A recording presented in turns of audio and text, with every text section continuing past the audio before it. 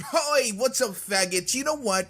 I didn't have a vote in this election that just happened, just happened like, what, 100 something days ago or something like that. Yeah, mainly because it turns out my school is a pile of shit who took all of our registrations to vote, and they threw them out, apparently. I guess they realized that our class was a bunch of failures and probably shouldn't ever be able to decide the fate of this country. But if I could have voted, I would have voted for the guy who promised to make anime real. Except it looks like he's going back on that promise. At least according to some people. You see, Trump has recently decided that trannies can no longer fight in the military. So I guess there goes my whole idea of having an entire platoon dedicated to a bunch of traps. Fuck. Then again, traps and trannies are kind of two different things. I see a lot of people mix that up and get offended whenever I talk about traps. Like, oh, how dare you call trans people such offensive language? Normally, traps actually identify as men and just happen to like to look like females. Some of them even get upset that you call them females, if you're going off of anime and stuff, which, let's say, is the most realistic thing you can ever go off of. Anime is pretty much a mirror reflection of life. That aside, they've pretty much said that hiring trans people to be in the military is actually pretty expensive because they like to get expensive surgery. And don't forget about all that hormone therapy. And the estimations of how many people are trans in the military are wildly varying. We have people saying 200, some people saying 400, and then the Tranny League of Alliance or something saying something like 28,000. That's a huge jump. Regardless, the numbers of how much it is not really even close to the total amount that we spend in the military. I saw Philly D making this actual argument. I gotta say, Philly, are you fucking retarded, mate? No, seriously, that's something that I've always kind of had to go and stop whenever Philly D goes on about politics. It seems like, yes, he's so obviously biased that he actually just cuts out some information or just purposely leaves out arguments that he could have easily made.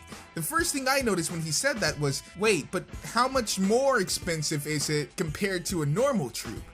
Because this might actually be a graph that you could just switch the titles and say, cost of normal troops medical expenses, and then cost of transgender medical expenses. Not only that, but you also have to factor in the fact that transgender people normally have a high rate of suicide. There's just a lot of things there that probably aren't good for the military. But my thing is, it shouldn't really matter. If you're able to actually meet the requirements, then go ahead and serve your country. But if you're trying to serve your country and then you're also trying to get gender reassignment surgery during your deployment, well, what are you doing, mate? Doesn't make any sense now, does it? You're supposed to be joining the military to serve your country, which, let's face it, that's kind of fucking retarded. But that's supposed to be why you're doing it, and that's what a lot of people are trying to make it out to be, that these are just patriotic individuals who just want to save America. Well, then what's more important, getting boobs or serving your country during the period you said you would serve your country? I'm not saying that trans people can't be in conflict. Look, I'm the guy that wants to see a battalion of like high school girls in miniskirts going out and kicking ISIS's ass. All right, that's the kind of guy that I am. That's what I want to see. That's what I'm into. Check my internet history. I swear to God. But it makes fucking sense to be like, hey, maybe not recruit the people who kill themselves 50% of the time. It's like if you're in CSGO and there's that one asshole who's just griefing on your team, it's essentially that. You're gonna lose all the conflicts you fight if that's really the squads that you're putting out there. All in all, I think people are making a mountain out of a molehill. Saying trans people can't join the military is tantamount to saying gay people can't join the military. It's really just don't ask, don't tell. I'm not really sure what's wrong with that.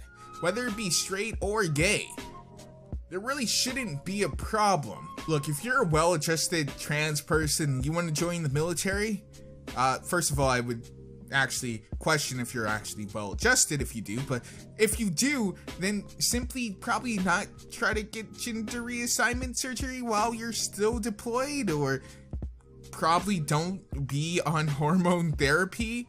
Because if you're just good at your job and maybe you want to just be called she and her and stuff like that, I don't know a single soldier who would say, yeah, I would like to not have that woman in a firefight situation, even if she's probably the best person on our squad. You know what? Nah, she wants to be called she, and she has a penis. I don't want her on my team. I don't think anyone gives a fuck. But hey, let me know what you guys think down below, whoever's watching this video. I've been Faithful Luminous. Welcome to Molly Speaks.